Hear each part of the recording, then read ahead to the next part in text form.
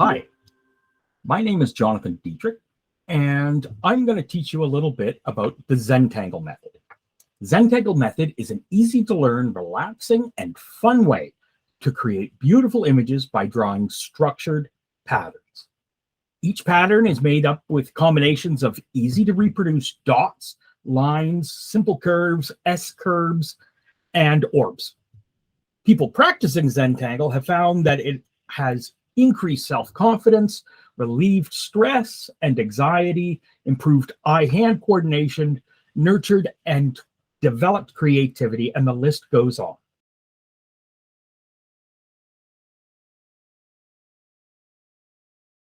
And so the first thing we're going to do is we're just going to relax and breathe.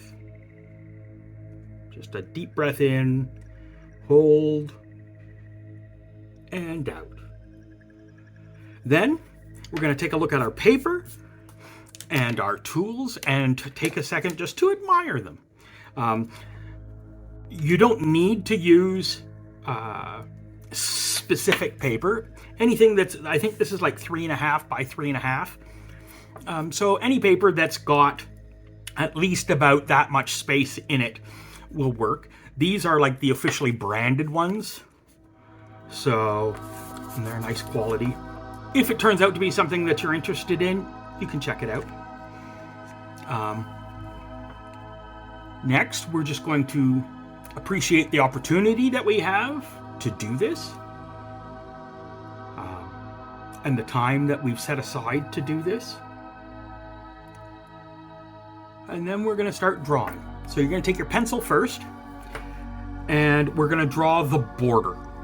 So I like to draw the border by starting with the 4 dots that are the corners. Okay? And then you just connect them. You don't need a ruler. As a matter of fact, you shouldn't use a ruler. Because you want it to sort of be organic. And this will just sort of helps define the area that you're going to work in, especially useful if you're using a larger piece of paper. Then, still using the pencil, we're going to do something called, we're going to draw something called the string. And the string is like turning your area that you've just created into a stained glass window. So this separates the area into smaller parts, similar to like a stained glass window. And there are no rules about the string. There are places online that you can go to see other people's suggestions for strings. But, you know, you just draw a few lines on there in order to break the space up into multiple things. And they can be straight lines, they can be curves, whatever moves you in the moment. And that's all in pencil, okay? That's because these are all going to act as the guidelines for our work. Next, you're going to take up a pen, which ideally is a rather fine-tipped black pen for the classic look. But once again, you can experiment, you can play with anything. Doesn't matter. Then, I want you to bring up the web page. Hopefully you've already got it up. And click on that first picture in the photo album. And you'll see all the steps there that we're going through in the top left. But then, in addition, in that picture and in the next couple, you'll see a handful of what we call tangles or patterns that you can use. And it shows the sort of steps that you take to create the pattern. And typically the last frame in the sort of instructions for the pattern will show some ideas about shading it, which we'll get to eventually.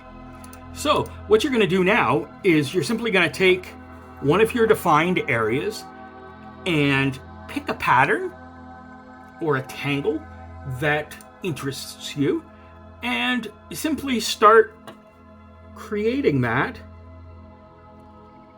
in one of your spaces. All right, so I'm just, and you just repeat the pattern over and over. And you don't have to worry about going over the lines, because you absolutely can. Right? They're in pencil for a reason. They're just the suggestion to help you lay out your work. They are not in pen. Now, that said, it's important that this process is done in pen. And part of that is that there are no mistakes. I mean, you may do something that you're not intending to do, but the idea is to roll with it, to take that and just incorporate it into your work. Okay? So once you've, and you're going to repeat, you can use the same pattern in more than one of your sections, or they can all be unique. It's up to you, right? Sometimes I like to repeat a pattern in order to create a little bit of symmetry.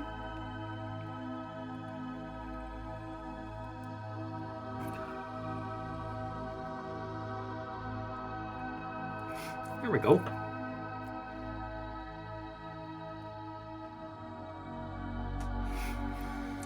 And then once you've sort of filled and done all of your tangles or patterns in all of the sections, you'll then again take up your pencil and you can shade then and this, you don't have to create a 3D effect, but I really like it. I like it when I can make my patterns sort of jump off the page. And so I like to work with an imagined source of light and some shadow in order to sort of create the illusion that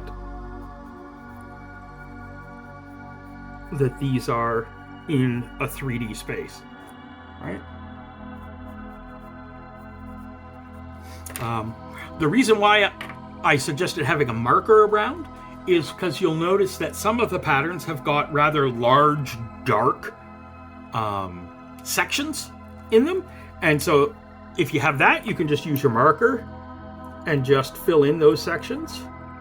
Or like what I'm doing here, I'm just taking an entire section and making it black. And that way it doesn't go as hard on your fine pen that you've got. Okay. So once you've drawn all your tangles and done all your shading. Oh, and the other thing is, don't be afraid to turn the paper around as you're working, because sometimes patterns are easier to work in a certain direction, and so you can rotate your paper around as you're working on it. Once you've got it all done, then you're going to initial it, date it, and add any comment that you'd like. So typically initials are done, you sort of choose the orientation that you want, and initials are typically done in pen in the bottom left. And then typically on the reverse, you'd put today's date and any comments about sort of how you're feeling or what inspired it, anything like that. Then, once you've got that, you're going to reflect and appreciate what you've done. And then I think it's also important in that last step to admire it both up close and at arm's length, right? Get a feel for how it looks. Because sometimes when you're working on something really up close, you might not be terribly happy with it, but then when you pull away a little bit, those little imperfections that might have been bothering you sort of melts away and it becomes something that you might like. So, there you have it.